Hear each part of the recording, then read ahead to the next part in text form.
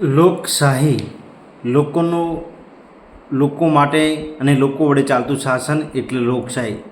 શું આ દેશના લોકોને લોકશાહી શાસનની જરૂરિયાત છે? તો મોટા ભાગે જોવા જઈશું તો કે ના. તો કેમ ના? તો હમણાં જ તમે જુઓ તો બિહારમાં ચૂંટણી થઈ.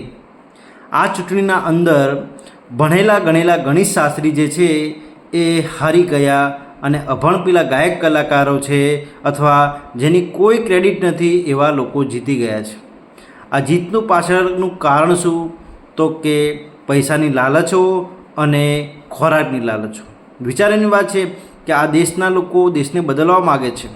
આ દેશના લોકો દેશને વિશ્વગુરુ બનાવવા માગે છે, પરંતુ પોતે જ પૈસાના અંદર વેચી જાય છે.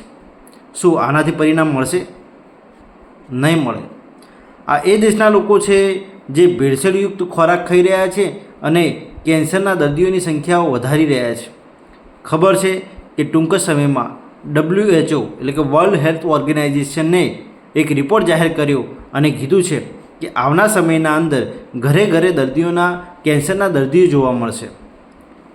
10 વ્યક્તિએ 5-6 વ્યક્તિ એવા હશે કે જેને કેન્સર થશે. તો આના પાછળ જવાબદાર શું ભાઈ? આજનો ખોરાક.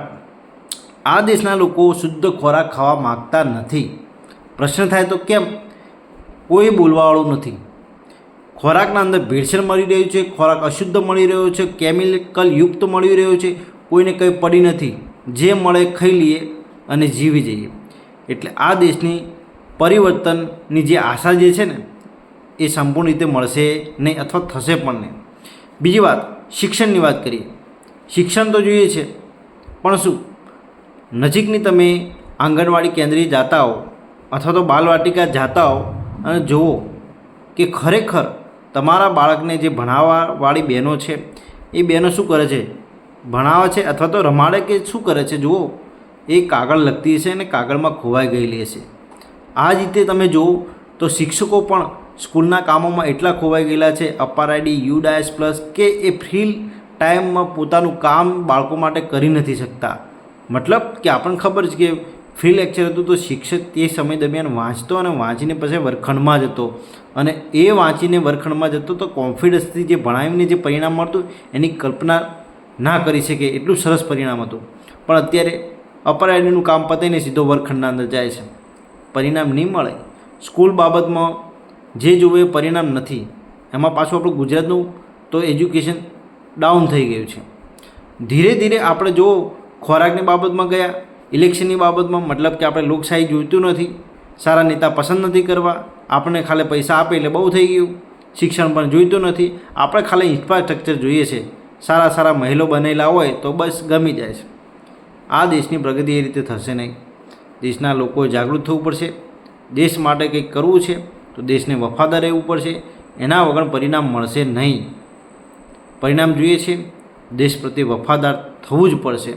તો આ દેશનું પરિણામ મળશે. કારણ કે આપણને ખબર છે જાપાન જેવા દેશો છે જ્યાં 1945માં અમેરિકા જેવા દેશોએ પરમાણુ બોમ્બ ઝીંક્યા હતા. દેશ તબાહ થઈ ગયો હતો. 2 શહેરો તબાહ થઈ ગયા હતા. છતાં એ દેશ અત્યારે આપણાથી આગળ છે. કેમ? શિક્ષણ સિસ્ટમ, એજ્યુકેશન તમે ત્યાંનું જોઈ આવો ભાઈ. એક્સપેરિમેન્ટ, પ્રયોગો ઉપર સીધો જ ભાર આપવામાં આવે છે. મતલબ આપણા જેવી ગોખણ સિસ્ટમ નથી ભાઈ. બરાબર છે. ખોરાકની બાબતમાં ખબર જ છે ભાઈ, ઓર્ગેનિક ખેતી આપણે જેવું નથી ભાઈ. એટલે ઘણી બધી બાબતો છે જેની આપણે કલ્પના ના કરી શકીએ. એના કારણે દેશો આગળ છે.